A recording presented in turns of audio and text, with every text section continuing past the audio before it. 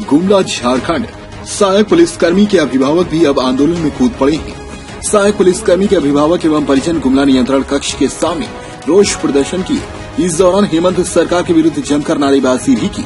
इस आंदोलन के कारण सरकारी कार्यालय के कर्मियों को भी काम करने में परेशानी हुई, क्योंकि सहायक पुलिसकर्मी के परिजन प्रदर्शन के दौरान एकत्र हुए, जिससे आवागमन बाधित हो गया था। ज्ञात हो कि गुमला में एक तरफ युवक युवतियों को मुख्य धारा से जोड़कर समाज में जीने और देश की सेवा के लिए सरकार ने सहायक पुलिस की नियुक्ति की, जिससे जिले को नक्सल मुक्त जिला बनाया जा सके।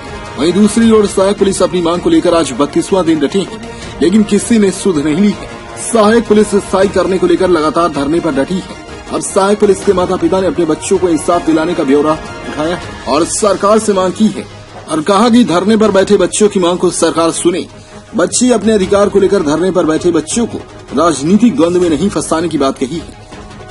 ज्ञात हो कि पूर्व मुख्यमंत्री ने जिले को नक्सल मुक्त बनाने की दिशा में नक्सल प्रभावित क्षेत्रों से युवक युवतियों की बहाली की गई थी। स्थायी करने के लिए सभी सहायक पुलिस को पूर्व मुख्यमंत्री रघुवर दास ने भरोसा दिया था, लेकिन सरकार बदलते सहायक पुलिस की फरियाद भी अनसुनी हो गई, जिसको लेकर धरने पर बैठे सहायक पुलिस के माता पिता और अन्य अभिभावक कचहरी परिषद में एक दिवसीय धरना दिए। धरने के माध्यम से वर्तमान सरकार से अपने बच्चों की मांग को जांच कराते हुए अविलंब मुलाकात कर धरने को समाप्त करने की गुहार लगाई। इस दौरान माता पिता ने बताया कि बच्चे देश का भविष्य है, भविष्य बचाने की बात कही। गुमला से अजीत सोनी की रिपोर्ट। करना बंद करो, आदिवासी मूलवासी के खिलाफ शोषण करना बंद करो, नक्सल प्रभावित क्षेत्र के बच्चों को न्याय दो, नक्सल प्रभावित क्षेत्र के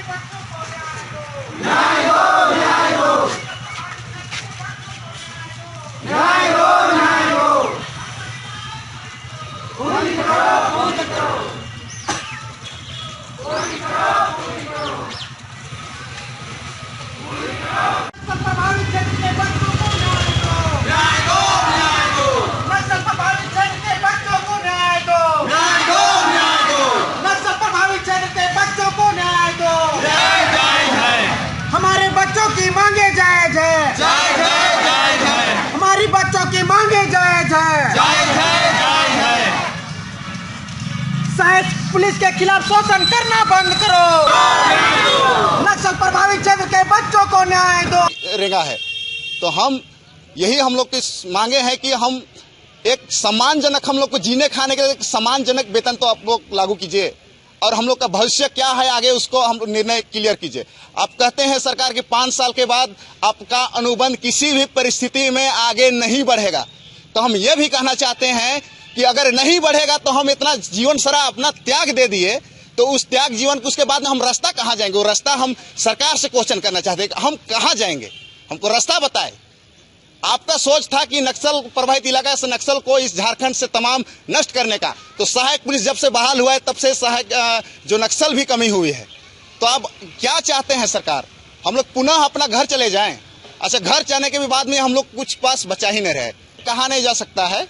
बात रही कि मजबूरी ऐसी है कि ऐसे हम लोग का संगठन में आए हैं, मतलब सहायक पुलिस में आए हैं कि बहुत लोग ऐसे लोग हैं, हम नाम नहीं लेना चाहते हैं, हमको जानकार भी नहीं है, लेकिन इतना जानकारी है कि हम लोग का जो एरिया कमांडर तक भी रह चुका है, वो लड़का अपना सरकार के पास मुख्य धारा में जुड़ करके सहायक पुलिस में अभी भी है और आंदोलन कार्यरत वहां पर मोराबादी मैदान में है अभी भी। ये सरकार चाहती है एक तरह से कि नक्सल में मुख्य धारा से जोड़ने का बात करती है, और एक तरह से लात मार के भगाना चाहती है सहायक पुलिस को, फिर से नक्सल बनाने की। अब सरकार की क्या राय है क्या नहीं वही बता पाएंगे। सरकार कहती है कि ये अगले सरकार की पाप है। हम कहना भी चाहते हैं कि सरकार जो अगले सरकार पाप किया इसीलिए आपका कुर्सी मिला है, नहीं तो आपका कुर्सी नहीं रहती। इस मर्यादा के घमंड के चूर होने के बाद में आप ये कहते होंगे कि शायद अगले सरकार की पाप है, कहीं ना कहीं आपका भूल है। हो सकता है आपको भी ये नौबत दिखने पड़ेगा जो कि आप आज फॉर्च्यूनर में घूम रहे हैं, महंगा गाड़ी में घूम रहे हैं, एक दिन आपको भी ऐसा नौबत आएगा कि आपको भीख मांगना पड़ेगा हम लोग के माँ बाप के साथ। जैसे हम लोग का माँ बाप और हम लोग अभी आपके साथ भीख मांग रहे हैं, लेकिन एक दिन ऐसा दिन आएगा कि आप हम लोग के साथ में गांव घर में आपको भीख मांगना पड़ेगा। ये हम लोग वादा करते हैं। क्या नाम है? मेरा नाम मंगलेश्वर राव है, सहायक पुलिस गुमला से। ये जो सहायक पुलिस जो सरकार के द्वारा बहाली किया गया है, आज 4 साल हो गया, और इन लोग को कम से कम वेतनमान में 24 घंटा इन लोगों को काम कराया जा रहा है, वो भी ठीक है।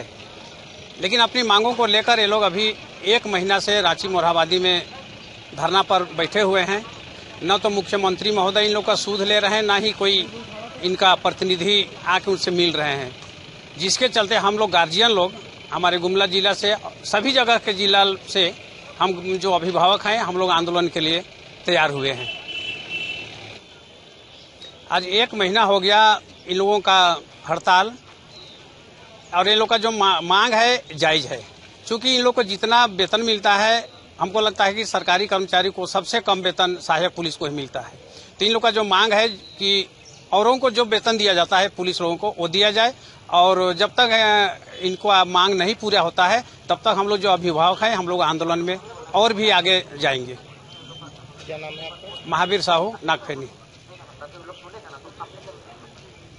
कि पैसे की कमी से हम लोग का बेटी जो है मौत हो गई, और जब मौत हो गई तो इसके लिए उचित मुआवजा होना चाहिए और एक नौकरी होना चाहिए ताकि वो अपना घर परिवार संभाल सके। ताकि अकेले कमाती थी, बच्चा लोग है उसको पढ़ाई लिखाई करवा।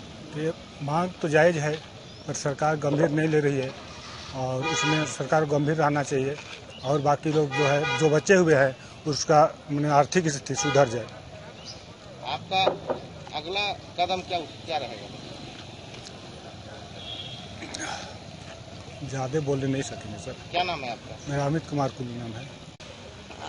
हम लोग तो बच्चों को सहयोग करेंगे और चाहेंगे कि जब तक मुख्यमंत्री खुद कुछ ना बोले तब तक वहाँ से ना हटे। चलिए, क्या नाम है आपका? मेरे नीलम कुमार। अभी तेरे जिले में, हर जिले में 200-300 की बहाली सहायक पुलिस के रूप में करने की सरकार की योजना थी, और वो आज योजना पूर्ण हो रही है।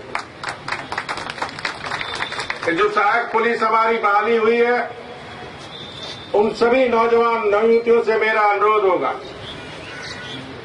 कि सरकार के द्वारा जहां भी आपको अपने कर्तव्य का निर्वाह करने की जिम्मेदारी दी जाएगी, उस जिम्मेदारी को आप ईमानदारी पूर्वक निर्वाह करने का काम करेंगे, क्योंकि एक नई जिम्मेदारी आपके कंधों पे आ रही है। वो जिम्मेदारी है सुरक्षा।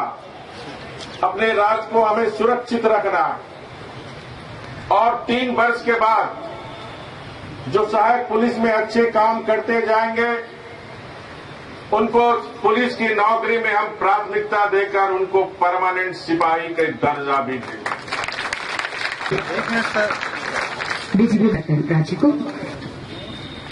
दमदार निर्माण का भरोसा लाल स्टील TMT बार्स, हर निर्माण के लिए उपयोग। लाल स्टील TMT बार्स, रिश्ता मजबूती का।